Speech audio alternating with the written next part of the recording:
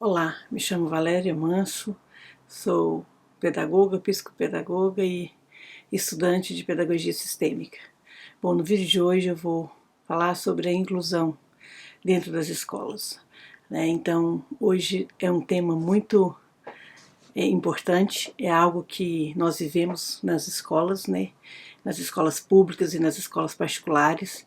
Eu vou falar principalmente das escolas públicas, porque eu vim de lá, né? Eu sou funcionária pública, sou professora há mais de 16 anos, então eu conheço bem essa realidade, né, do ensino público.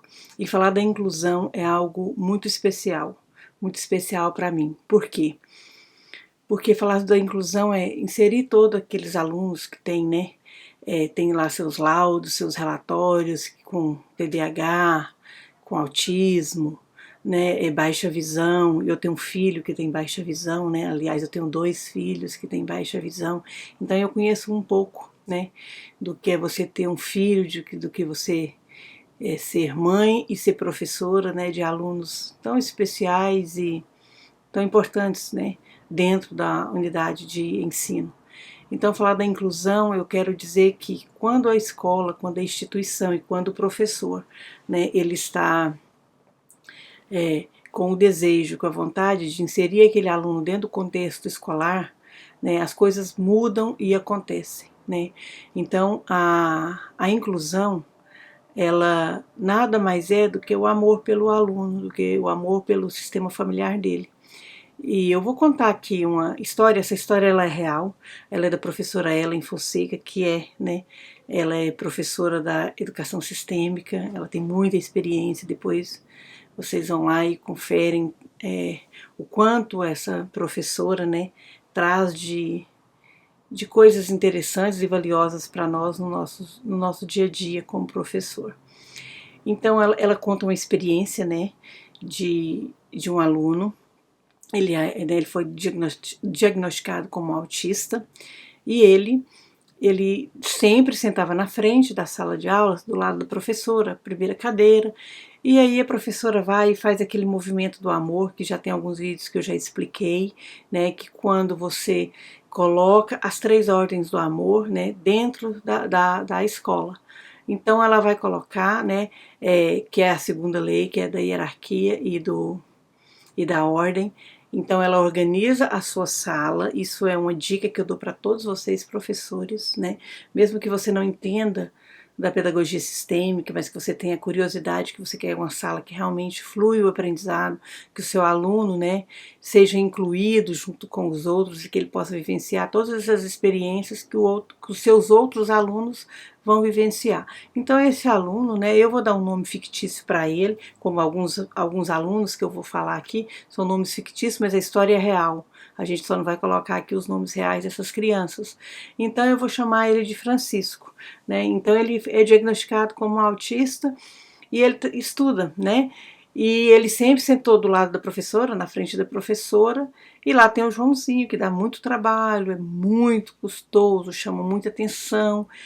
Não precisa nem de eu explicar muito, vocês que são professores, vocês já sabem o que eu estou falando, que a gente sempre tem aqueles alunos que dão muito trabalho, sempre a gente tem um aluno que ele é especial, e a sua sala vive em desarmonia, né? Vocês podem ser sinceros.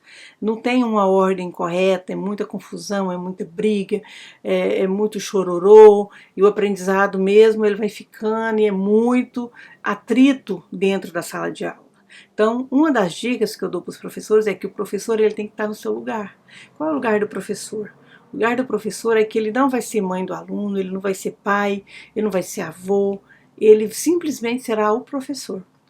Quando o professor entende como que é ser somente professor, tudo muda na sua vida, tudo muda dentro do seu ambiente escolar. Então, continuando a história, o que acontece?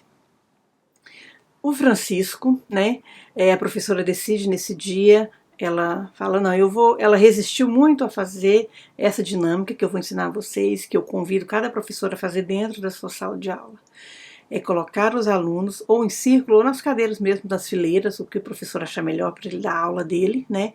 Ele vai colocar por ordem de idade, né? Então, o aluno mais velho Ele pega ali a lista de chamada, a lista dos aniversariantes e vai. Vamos imaginar que os seus alunos, a faixa etária são de 10 anos. Então, o primeiro aluno, o aluno mais velho da sua turma, ele vai ser o primeiro, né, da cadeira. Depois o de que vai ter lá 10 anos, 9 anos e 11 meses, é o segundo. Então você vai colocar na ordem de quem veio primeiro.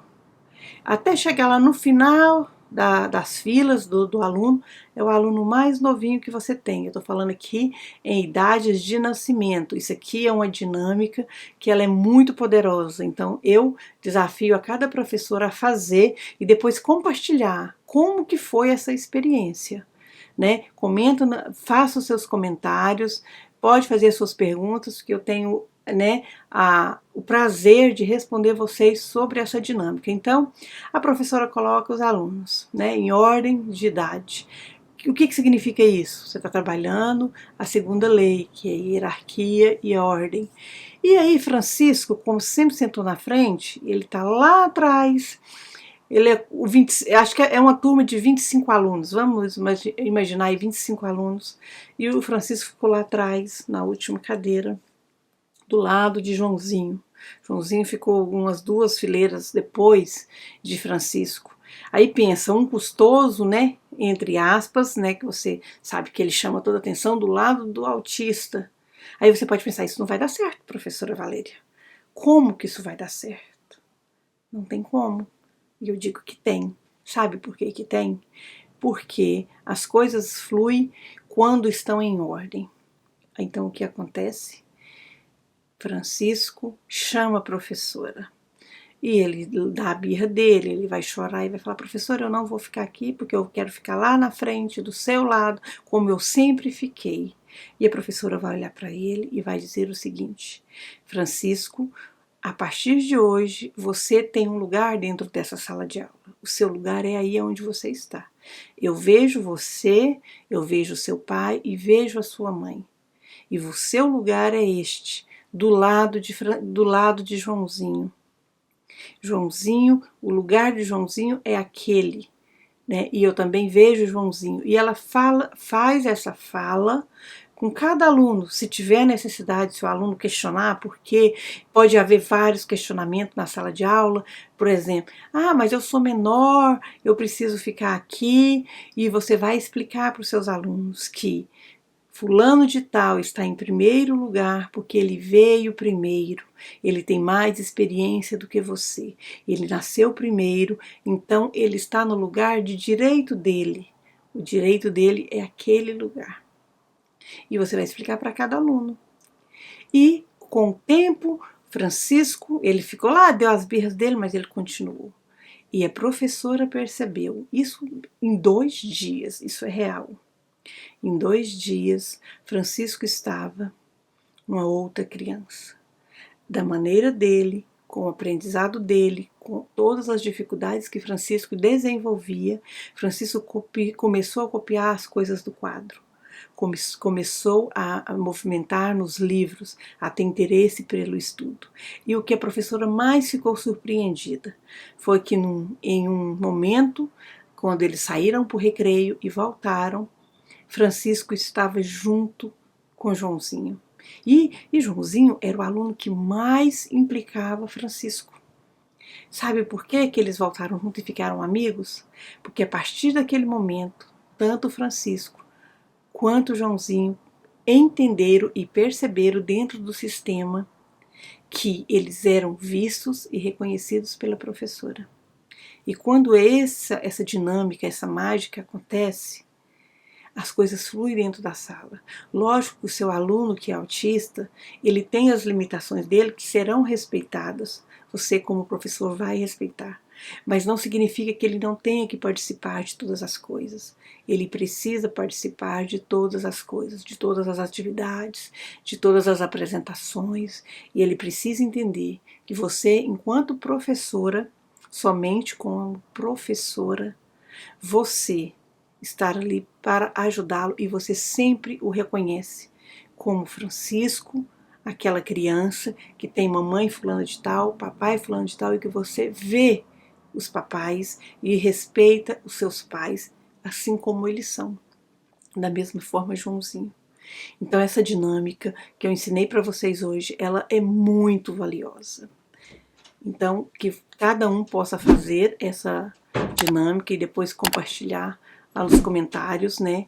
Eu deixo esse desafio para cada professor que possa fazer possa fazer essa dinâmica e depois compartilhar para que eu possa ensinar depois novamente outras dinâmicas sobre a inclusão, né? Que possa trazer um diferencial dentro da sua sala de aula.